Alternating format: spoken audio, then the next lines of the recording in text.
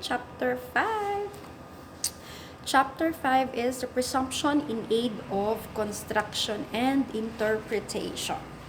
So, presumption, it means that the court will presume that it was the intention of the legislature to enact a valid, sensible, and just law, and one which should change the prior law no further than may be necessary to effectuate the specific purpose of the act in question. So when we say presumption, the court presume that whatever the intention of that statute, andun siya as content. Yun yung purpose, yun yung intent ng author mismo ng statute.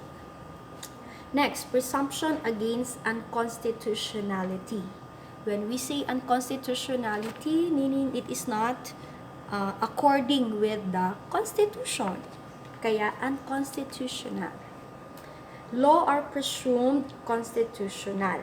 It's because given na, diba, when it is a law, when we talk about statutes, given na it should be constitutional. So whatever the intent of that statute, in accordance with the Constitution, dapat.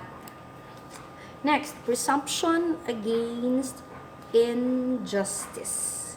The law should never be interpreted in such a way as to cause injustice, as this never within the legislative intent. It's because wala naman sigurong member of the legislative branch ang gusto ng na mag-propose ng law which is unjust, which is unfair sa mga tao. So we interpret and apply the law in consonance with justice. So in accordance with justice, of course.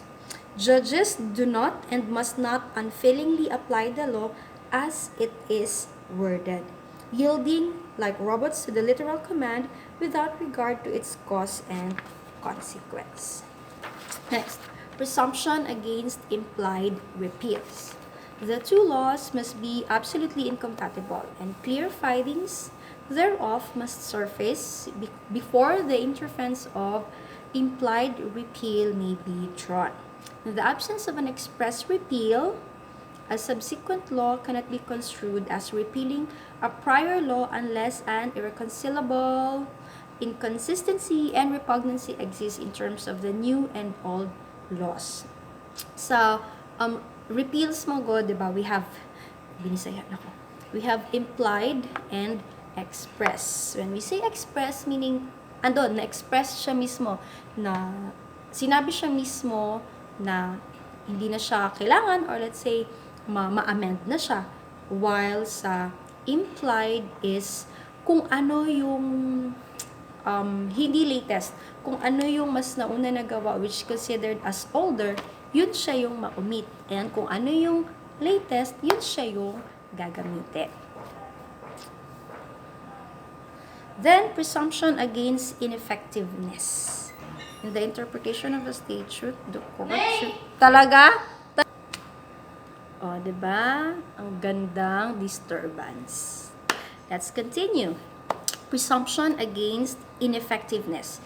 In the interpretation of statute, the court should start with the assumption that the legislature intended to enact an effective statute. When we say effective statute, gamit siya. Importante siya. Kailangan siya. So, therefore, as the court interprets, these are all their presumptions. Nag-presume sila sa something para nga ma-dig deeper nila ang value or let's say the content, the entirety of such statute. So, dito, ipe-presume talaga nila na effective ang statute until such issues ang mag-rise, just like ineffectivity niya na. Then, presumption against absurdity.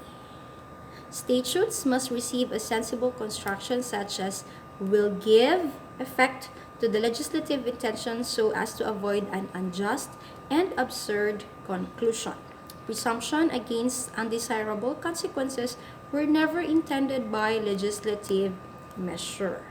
So, ganon. Dapat, as the court interprets the law, makita nila na ang intent ng statutes is really covers the reality. Hindi siya imposible na mangyari.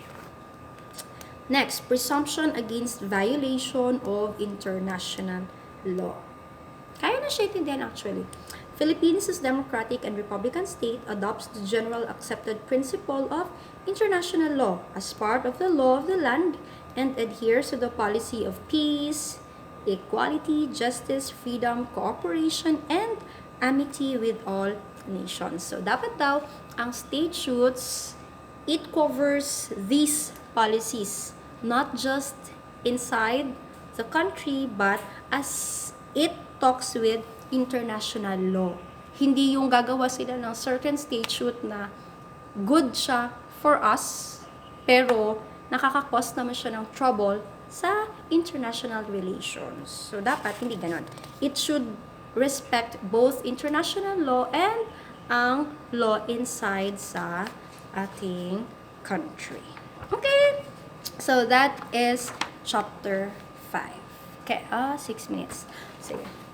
Next is chapter 6, the intrinsic aids.